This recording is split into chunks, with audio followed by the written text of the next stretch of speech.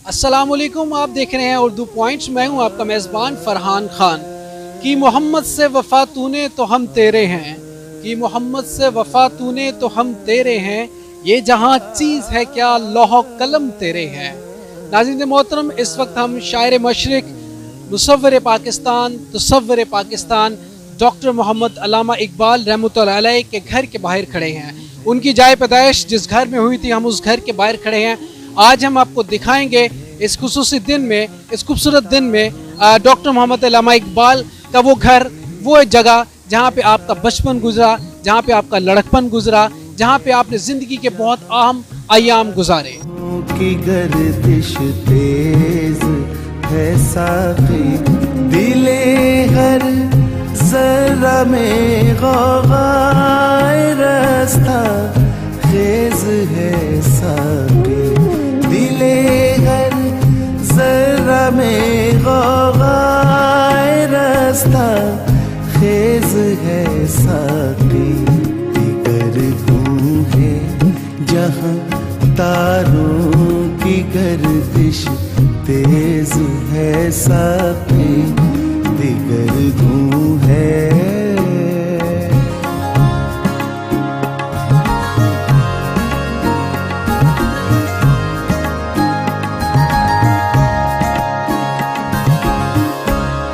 मताए दीनो दानिश लुट गई अल्लाह वालों की,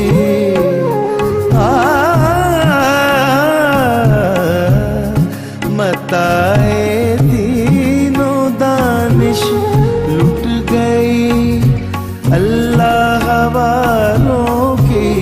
ये किस काफिर अदा का गम ज़ाए खूरेज़ है साक़ी, ये किस काफिर अदा का गम ज़ाए खूरेज़ है साक़ी, दिगर धूं है।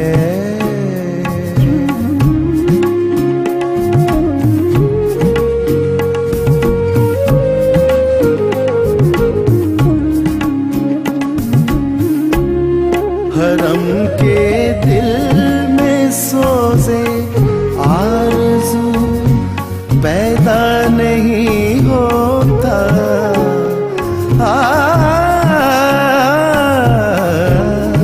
हरम के दिल में सोज़े आरज़ू पैदा नहीं होता, कि पैदाई तेरी अब तक हिजाबामेज़ है साक़ी, के पैदाई तेरी अब तक हिजाबामेज़ है साक़ी, दिगर धूं है।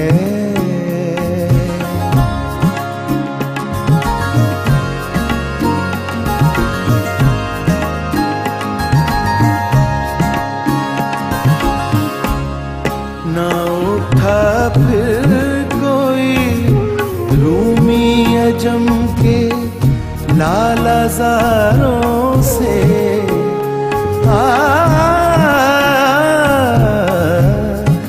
ना उठा फिर कोई रूमी अजम के लालाज़ारों से, वही आबो दिले ईरान। जी नाज़रीन, इस वक्त हमारे साथ रियाज हुसैन नकवी साहब मौजूद हैं, जो कि इकबाल मंजिल, ये तारीखी मंजिल, इसके खिदमत गुजारों में से हैं और गुज़श्ता काफ़ी सालों से आप इसकी खिदमत कर रहे हैं। आज हम इनसे बात करेंगे और इनसे जानेंगे कि इस तारीखी मंजिल के पस मंज़र भी और साथ में जो लोग आते हैं उनकी क्या फीलिंग्स होती है। रियाज साहब, थैंक यू वेरी मच, बहुत बहुत शुक्रिया आपके वक्त का। यकीनन ये एक तारीखी मंजिल है, डॉक्टर मोहम्मद अल्लामा इकबाल साहब की जाए पैदाइश भी है। आप तारीखी पस मंज़र कुछ बताएंगे इस मंजिल के बारे में, इस बिल्डिंग का, अल्लामा इकबाल के उस वक्त का, उस दौर का? ये बिल्डिंग ही 1861 में बनी थी और इसकी इब्तदा जो है डॉक्टर साहब के दादा शेख मोहम्मद रफ़ीक ने रखी है, लेकिन जो इंतहा की है वो इनके बड़े भाई शेख अता मोहम्मद ने की। जो शायद अल्लामा इकबाल के बिग फाइनेंसर भी थे, क्योंकि यूरोप भेजना, लाहौर में करना तो फाइनेंसिंग उनकी थी। लेकिन अल्लामा इकबाल ने इस बिल्डिंग में से कुछ भी, जब गवर्नमेंट ने इसको ख़रीदा है, कुछ नहीं दिया था, क्योंकि उन्होंने कहा था कि मेरे बड़े भाई ने मेरी बड़ी खिदमत की है, लिहाजा ये बिल्डिंग इनका ही, क्योंकि उन्होंने अपना घर जावेद मंजिल बना लिया था। और ये घर जो है इस वक्त, इसके अंदर अभी भी वो लैंप लगे हुए हैं जो 1890 की उनके ऊपर लिखा हुआ है। फिर इसके अंदर गाहे बगाहे दुनिया जहान से लोग आते हैं, अमेरिका से लोग आते हैं, सऊदी अरब से, तुर्की के लोग आजकल बहुत ज़्यादा आ रहे हैं, ईरानी तो आते ही रहते हैं। और वो सिर्फ़ और सिर्फ क्या देखते हैं कि अल्लामा इकबाल का रहने सहना कैसे था, क्या इकबाल गरीब थे। तो मैं बता दूं कि अल्लामा इकबाल को 1935 में भी अल्लामा इकबाल के पास एक फ्रांसीसी मॉडल की कार होती थी, तो लिहाजा अल्लामा का जो रोज़गार है वो उनकी वकालत थी, जिसके बारे में वो कहते थे कि वकालत अल्लाह पे तवक्ल का बेहतरीन ज़रिया है। अच्छा सर, आप गुज़श्ता काफ़ी सालों से यहाँ पे हैं और आप जैसे फरमा रहे हैं कि मुख्तलिफ मेहमान आते हैं, ईरान से भी लोग आते हैं। अच्छा, जब लोग यहाँ पे आते हैं और जो देखने के लिए इस तारीख़ी मंजिल को, और क्या जज्बात होते हैं, आप क्या फ़ील करते हैं कि लोगों की जो मोहब्बत है, जो उनका लगाव है कलाम इकबाल से और इकबाल के साथ, कैसा आप महसूस करते हैं?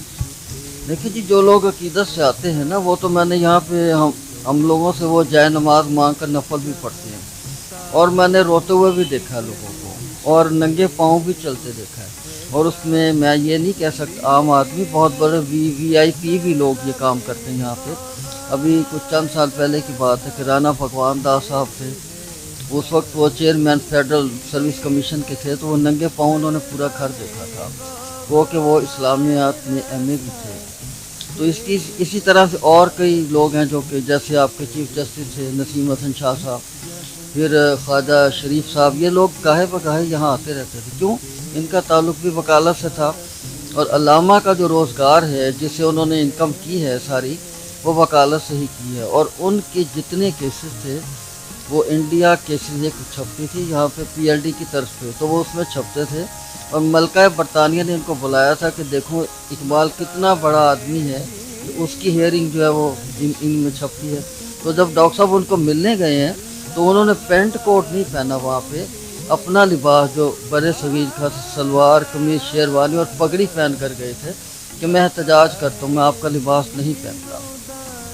क्या बात है रियाज साहब, इकबाल के मुख्तलिफ जो हम जब चीज़ें देखते हैं, जब उनकी ज़िंदगी को देखते हैं, उनकी मोहब्बत को देखते हैं, उनके इश्क को देखते हैं, उनके कलाम को देखते हैं, उनके अंदाज़ को देखते हैं, और यकीनन अल्लामा इकबाल रहमतुल्लाह अलैह के जो एहसानात इस वतन के ऊपर हैं, जो उनकी अल्लाह पाक की तरफ से हमें अता है, अल्लामा इकबाल जैसी शख्सियत, इसमें कोई शक नहीं है। हम बहुत खुश नसीब हैं, अल्लाह ताला का ख़ास करम है कि इकबाल हमें अता किया।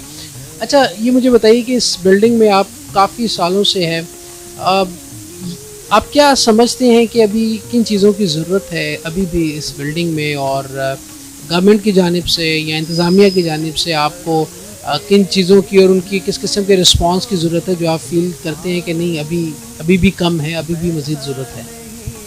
देखिए जी, ये घर जो है ये बड़ा रूहानियत वाला है, और यहाँ पे अमेरिका से भी लोग आते हैं। मैंने कई दफ़ा ऐसा भी देखा है कि अमेरिकन को ज़मीन पे लेट के फर्श को चूमते हुए, तो मैंने उनसे पूछा कि ये आप क्यों कर रहे हैं? वो कहते हैं ये हमारी अक़ीदत है। तो ये शायद वो हमसे ज़्यादा उनका मुतालिया हो, हमारे लोगों से ज़्यादा उनकी स्टडी हो डॉक्टर साहब की रूहानियत पे, तो जो हम नहीं पढ़ सके।